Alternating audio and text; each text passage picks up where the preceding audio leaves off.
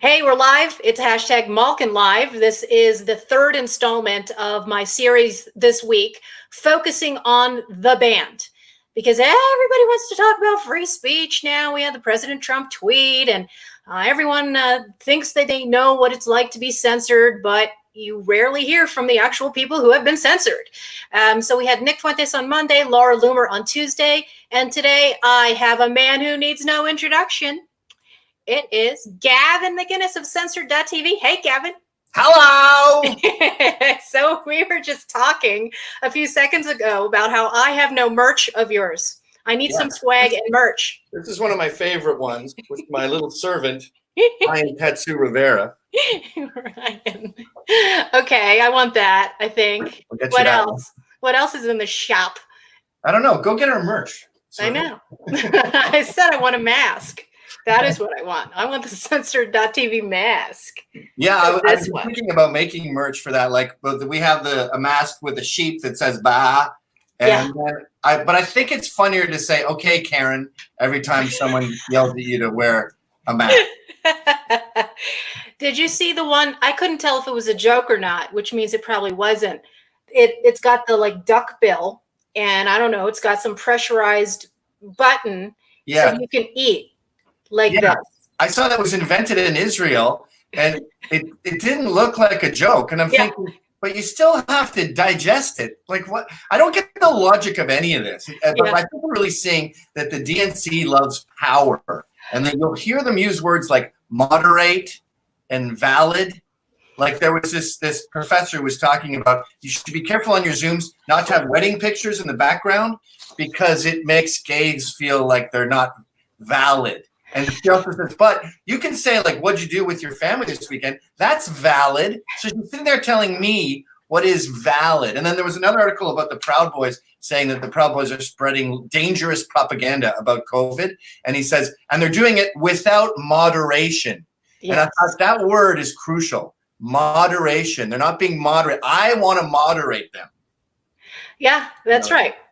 Clown world. It's a clown world, and we're just living in it. Yeah, for sure. Well, this just carries over the theme that you and I have encountered, and you are combating. It is the gatekeeper culture, and in a pandemic age, of course, this is what happens, right? With Twitter, immediately. Well, we're going to broaden the definition of harm. Right? Yeah. It's another way of moderating content on the internet. I mean, it wasn't enough for them to be able to falsely label people as conspiracy theorists, right? Yeah. And to redefine dissenting opinion as hate and potential incitements to violence. But now any dissenting opinion on all of these public health lockdowns, the debate about science, there should be a debate about all of this, right? But now, people are being just pushed off these platforms left and right because they threaten the powers that be. Well, they tried debating us. They tried the war of ideas. And that's why if you go to YouTube and you look at like feminist fails or SJWs getting destroyed compilations, and it has like 100 in a row. So then they said, all right, we can't compete with them. Let's just deny the platform. And then we can say white supremacist, dangerous, violent, and take things out of context. And then he can't defend himself. And that's where we're at now. And they especially choose people like you, me, Milo, Nick, because we're charming and influential. And I honestly think my tattoos are part of this because they go, he kind of seems like a hipster and that might get younger people. Let's just get him out of here. They don't care about a bald Nazi. They care about a cool one. What is the tattoo on your left? Is that your left forearm? Yeah. What is it? It's an American eagle holding my rifle. Oh, yeah. Okay. I don't think I ever saw that one. What else do you have? Oh, not much. Just Chiang Kai-shek and Fidel Castro being eaten by a man of war. Holy crap. That is much more impressive than what is that guy who's married to Jennifer Garner? Ben Affleck. He got some big Well, I was talking to my wife. I want to buy a house. And we were wondering if we should do this bid. And then she sent me an article saying, people who make quick decisions tend to have happier lives. And I said, I'm the king of quick decisions. And she goes, yeah, that would explain all those terrible tattoos. Well, I think we've talked about this, but, I let my daughter have her first one after she had recovered from just this first bout of chronic illness. I really loved it. It was really cute. It said per aspera ad astra. So Latin, I'm good with that. Very small and just very discreet. But you can't just have one, can you? You can't just have one. It's like a Lay's potato chip. But men, our bodies don't really matter. That's why you have spiders are this big, female spiders, and the males are this big, and she'll often eat the male. Like we're here to work and to make sure that you have babies and you're safe. So a woman's body is sacred, but a man's, like this is my daughter's hamster's gravestone. R.I.P. Tiny Toes. That's why we don't care. But a woman, it looks like she's desecrating herself when she has like a big octopus on her leg or something.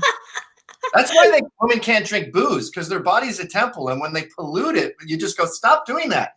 Babies are made in there. So I think a woman can have this much surface area of tattoos. It can be one big one or a bunch of little tiny ones, but no more than this surface area. Man, I wish you had told her that. I wish you had told her that beforehand. Anyway, so this is from the censored.tv Twitter. This was in response, I think, to Trump's tweet over the weekend. I'm just going to read it for everyone because I don't know how to pull it up on the screen yet. Gavin McInness started a patriotic men's club called the Proud Boys. The left saw it as a threat and got us banned on every platform, debanked, doxxed, fired, arrested, and in prison for 4 years. Your news site, censored.tv, you're not even allowed to type it on social media. Can you fill people in on this incredible phenomenon? This must be, are you the only one that this has happened to? Because I can't think of anyone else where you type it in and it's like zapped. Yeah, that's even in DMs. So if you're having a private conversation and you say, I checked out this thing uncensored, you have to write out dot or the message won't send. But that's the tip of the iceberg. I had to change the name from freespeech.tv because we got sued by some mysterious lawyer. We're being blocked in New Zealand. Subscribers who are signed up can't see the videos because Sky has blocked them. Virgin, that website provider, has blocked the site. Paid subscribers, I'm not just talking about YouTube or something. Paid subscribers can't watch the show. And we've had to build this sort of Fort Knox. I also started a fund for the Proud Boys family. It's called justiceforliberty.com. Okay. And that got hacked. It's the picture. His kids are black. It's a cute little black baby. Her name is Liberty. It says Justice for Liberty. They hacked that because it's a Proud Boys kid. They already got the guy in prison for 4 years. It's amazing. So it's big tech, it's Antifa, and it's the DNC. Like Cuomo is just as responsible for those guys being imprisoned as Antifa are. And they're all the same too. Yeah. Now, for a lot of, I hate to use the word normies, but I mean, that's what it is. A lot of people who get most of their news from Con Inc. establishment outlets have no idea what happened with this wrongful persecution, prosecution, and conviction. Can you give the Cliff Notes version of what happened to the Proud Boys in New York and a current status update on the ones who were thrown in jail? Okay, October 12th, 2018, I believe it was. I was celebrating, as a joke, Otoya Yamaguchi, who assassinated a socialist in Japan. And we did a comedy show. We reenacted it. My little friend here was the socialist, and I had Chinese glasses, and I was a Toya with a plastic sword. I even ordered a Japanese school uniform online. Okay, I'm not doing the quick version. So I did a comedy show, which is available on YouTube. Everyone can see it. And then Antifa are there. They're throwing bottles of urine. They beat the crap out of a journalist, steal all his stuff, get away scot-free with that. All those charges were dropped, even though he pursued it. They're screaming, they're attacking people as they come and go. Police have to escort people to Ubers. And this is old ladies, this is blacks, whites, Jews, gays. It was a very diverse audience. The protesters were not diverse. They were 99% white. Anyway, the police keep us there. They get me in a car, send me away, and then they keep the Proud Boys for a little bit longer. The crowd is totally dispersed. Everyone's left. So the Proud Boys are escorted by the police to the subway. Antifa has snuck around the block and is hiding. They then ambush them, and it's at this point they're saying, "You want to fight?" And Proud Boys go, "Yes." So it's mutual combat, basically. Tim Pool says that we started the fight. If someone stands in front of you after terrorizing you and says, throws a bottle of urine and says, want to go? And you go, yes, and run at them and kick their ass. That's not starting a fight. That's obliging someone who was looking for a fight. Anyway, the cops see this happen. They go, no, this isn't a big deal. 17 seconds. Go home, boys. They even do a press conference the next day and they say, Antifa ambushed them. They went around the block. Then the DNC saw this as a way to show the right as reckless and violent, because it was right before the midterms.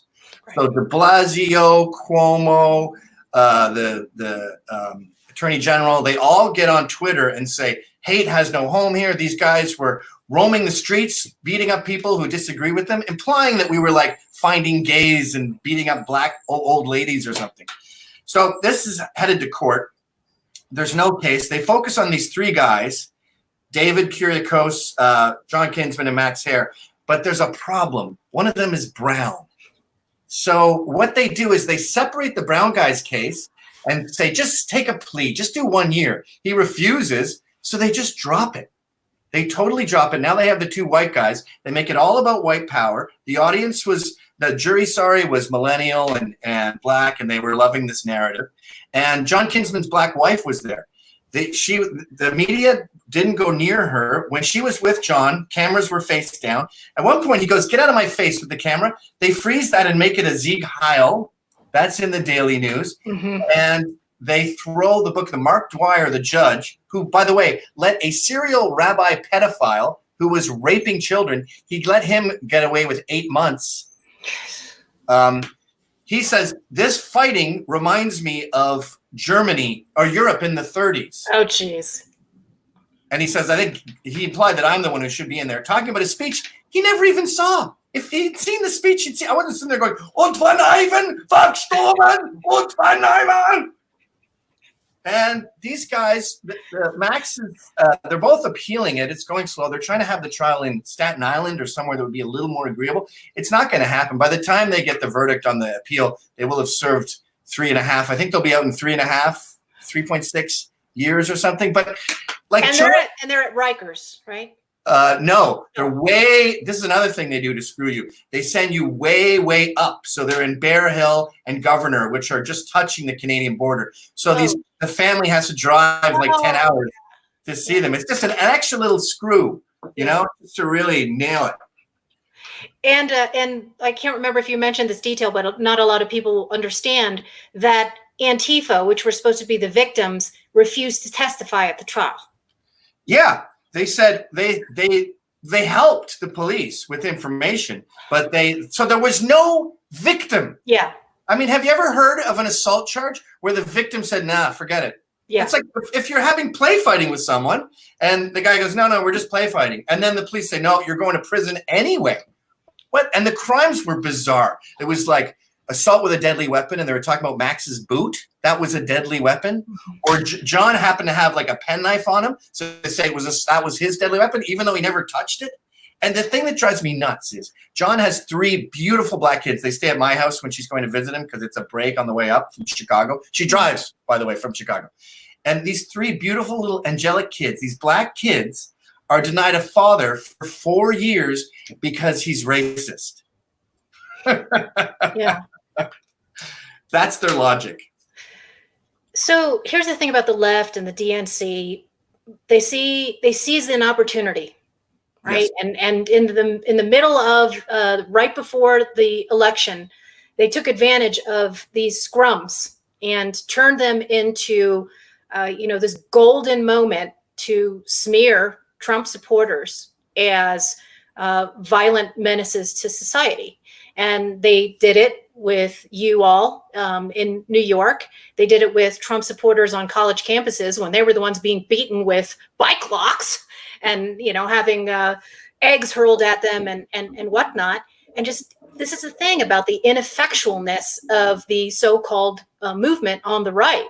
Yeah. I mean, every time that there are opportunities for us to do jujitsu and to take advantage of opportunities and turn it around on the left, we squander those opportunities. Or you have backstabbers among the establishment Republicans who are all too willing to help further those narratives. And it's the David Frenches of the worlds and the Bulwarks and the Bill Cristols who piled on just as much and made it almost impossible for anybody in the mainstream to rectify the lies that were told against you and the Proud Boys and to stand up and support you. Because then we were smeared as embracing street brawlers as well. The violence was already there. Like they say, you guys were endorsing violence. No, we were fighting back.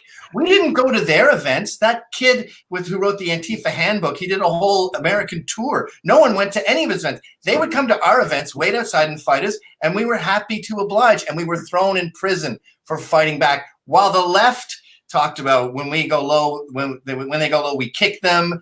Tim Kaine, we have to fight them on the streets. Hillary Clinton said, we are not civil. Antifa left a note on the door the night before my talk saying they're going to be there and be violent.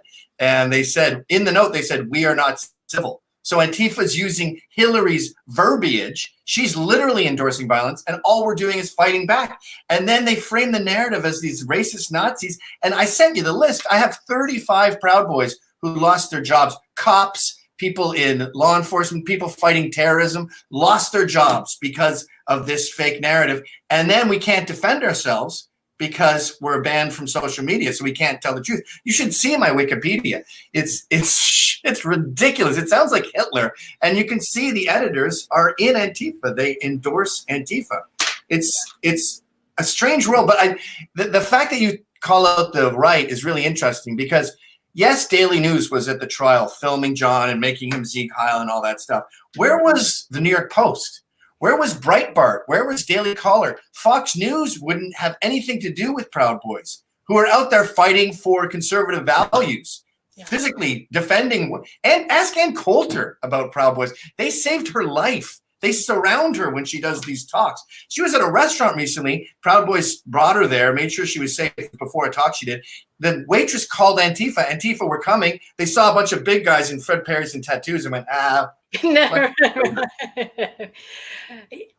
We can't defend ourselves online. We can't defend ourselves in media. We can't defend ourselves physically. That's the world we're living in.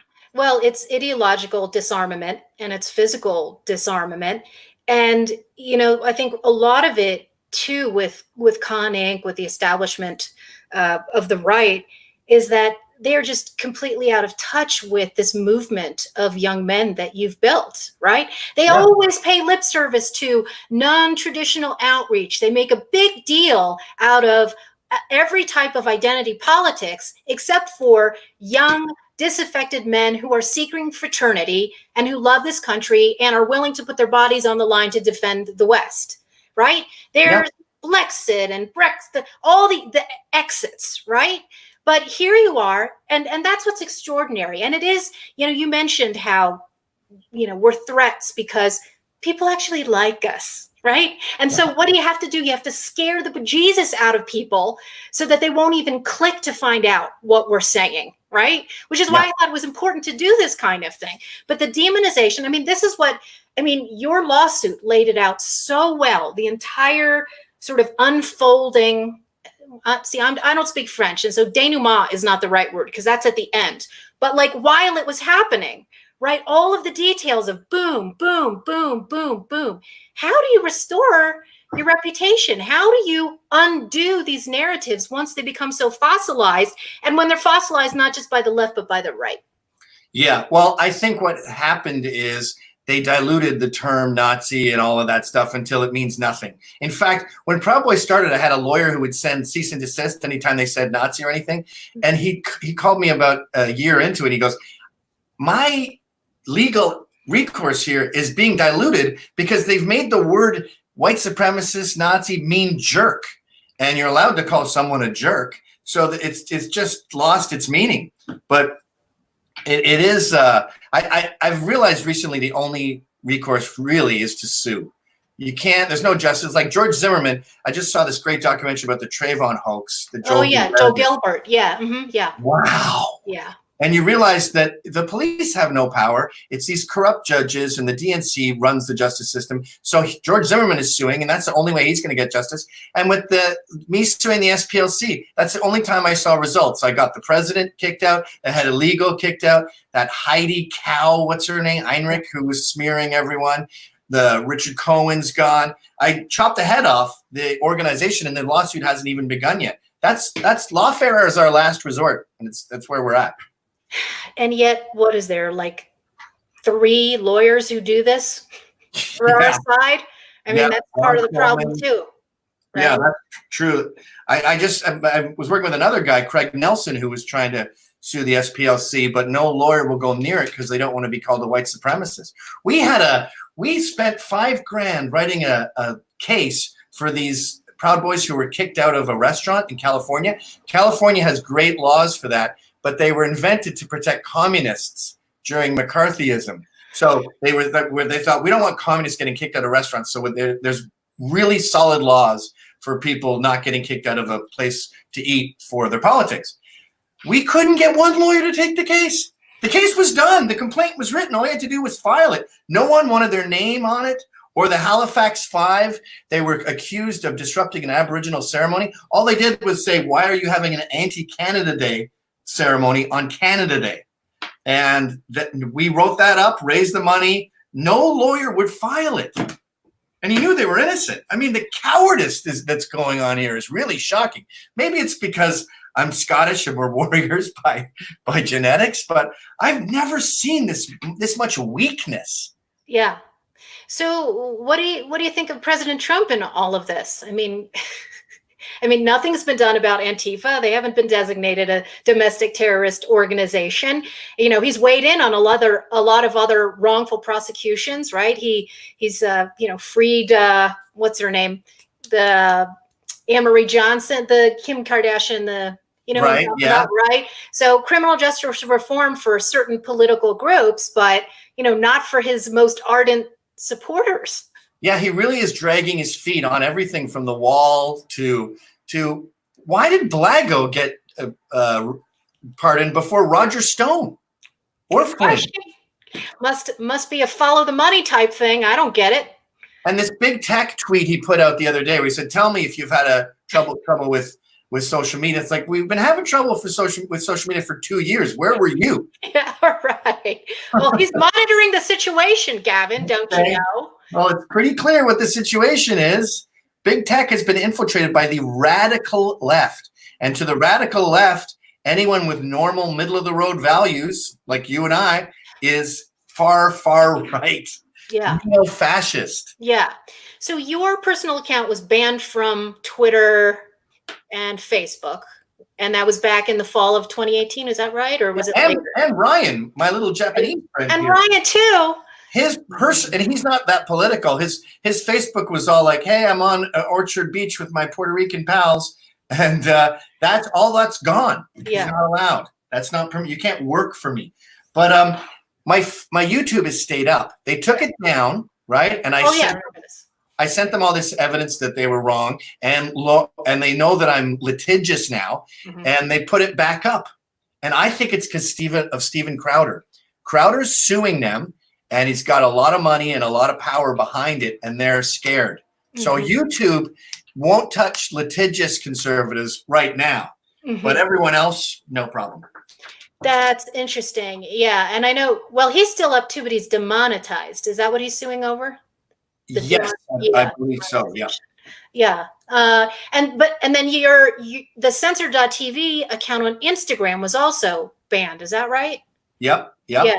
It goes back to what I was saying at the beginning, when they go, these people are these alt-right people are given a platform without moderation.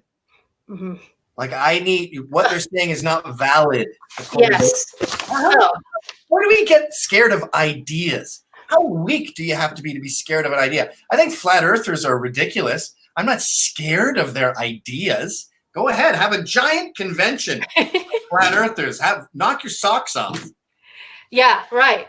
Well, this to your point, Twitter just announced maybe 20 minutes before we came on that they are now testing out settings that let you choose who can join your conversation. And there's a little video that they've attached to this. And so basically social media has turned into anti-social media. And so there's the blue checkmark applauder of this new scheme who says, I think this feature strikes a good balance between conversing publicly and feeling safer while doing so. This gives power to the conversation starter to enforce the signal to noise ratio when needed. What is even the point?